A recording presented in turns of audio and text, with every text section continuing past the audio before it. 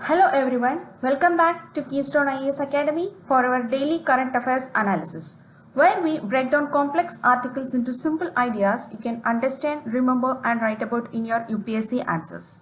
Today we have got 5 important topics: interstate rivalry fueling India's growth, AI labeling framework for deepfakes, lawyer-client confidentiality verdict, India's success in reducing tuberculosis, and GI tag fee cut for tribal products. So let's get started. Our first article is about how states are competing to attract investments and why that's actually a good thing for India's economy. And here it directly comes under the GS paper 2 federalism topic. Let's discuss here previous year questions. Here you can see the previous year question related to India and democratic decentralization, question related to federalism. Then think about this. What article says means, let's think like, when Google chose Andhra Pradesh for its new AI data center, Tamil Nadu and Karnataka were quick to react, trying to owe similar investments. This friendly competition is what the author calls competitive federalism. Earlier, before 1991, Delhi controlled everything, what industries to build, how much to produce and where. But after economic liberalization, the power shifted to states. Now chief ministers are not queuing in Delhi, they are in corporate boardrooms pitching to investors. This shift from a permission-based to a persuasion-based economy shows how India's federalism is maturing. Here it is. Permission-based economy to persuasion-based economy. Understood? Before economic liberalization 1991, we have to depend Delhi to get the decisions, but now chief ministers are in the boardrooms and they are attracting investors independently. States are attracting investors. So what are the benefits and what are the risks involved in this? Let's discuss. Benefits can be: states compete on good governance and infrastructure, best practices spread like single window clearances and EV policies. Investors now see India's diversity as a strength. Now what could be the risk? States must avoid reckless subsidies or land giveaways. It should not be the concession, right? So competition should be about competence, not concessions. So every time a state wins, let's say Gujarat for semiconductors, Andhra for AI, India wins collectively. That's the essence of healthy federalism. Article says, and coming to the practice question, competitive federalism has transformed India from a permission-based economy to a persuasion-based one. As the or discuss how, where here you have to mention, discuss how interstate rivalry is shaping India's growth trajectory while analyzing its opportunities and risks. This is what we discussed right down. Then next article is related to AI generated content and deep fakes. Recently, a fake video of Finance Minister Nirmala Sitharaman went viral, tricking people into scams.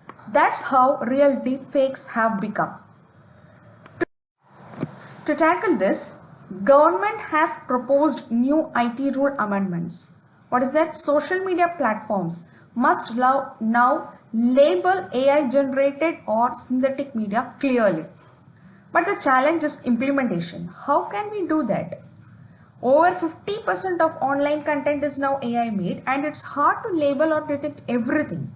So the current rule says the label must cover 10% of the screen or audio time, but that's tricky. So imagine a 3-second warning in a 30-second video, you will probably ignore it, right? So expert says, what expert says and what the article suggests is a tiered labeling system. A fully AI generated, AI assisted and AI altered. Also, platforms and creators should share responsibility. Big influencers must disclose if AI tools were used. And verification is another issue. Even major platforms like YouTube and Instagram miss labels. Only 30% of AI generated posts are correctly tagged. So what could be? These are the issues. So as already said, the article suggests the tiered labeling system and where the responsibility should be taken by the major platforms.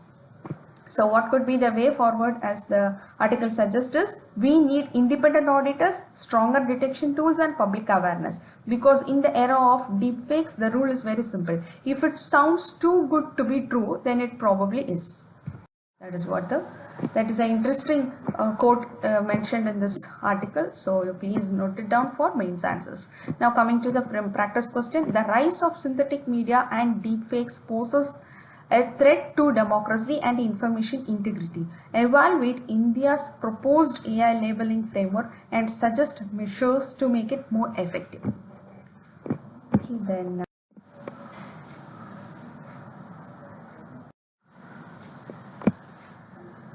so the court said, forcing a lawyer to reveal client communications violates Article 23. What is that? 23 is right against self-incrimination, and Article 21, which is right to free trial.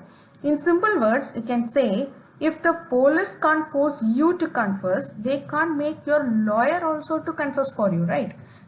The judgment also said lawyers are constitutional actors, not just private agents. Their duty is to protect justice, especially for the vulnerable like accident victims, poor under trials or survivors of abuse.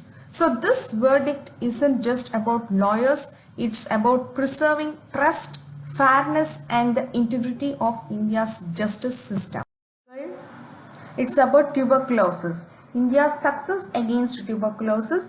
Now, according to the WHO Global TB Report 2025, India's TB incidence has fallen by 21% between 2015 and 2024, nearly double the global average of 12%. So, here I give the numbers. This is not that much important. Is how did this decline happen and what are the challenges remaining. So how did this happen? Through the TB Mukt Bharat Abhiyan launched in 2024, the government screened over 19 crore people using new tools like Gen Expert and TrueNet for faster testing. The Nikshay portal helps track patients digitally, and schemes like Nikshay Mitra encouraged citizens and corporates to adopt TB patients for nutritional and financial support. What are the challenges remain? Still, it's a drug-resistant tuberculosis, malnutrition and stigma in rural areas. These are some challenges still remaining, but India's progress shows how technology, community and policy can work together to eliminate a major public health issue. Before concluding in this article, we have to see one more thing, which is about tuberculosis. So TB is caused by Mycobacterium tuberculosis. It's a bacterial disease.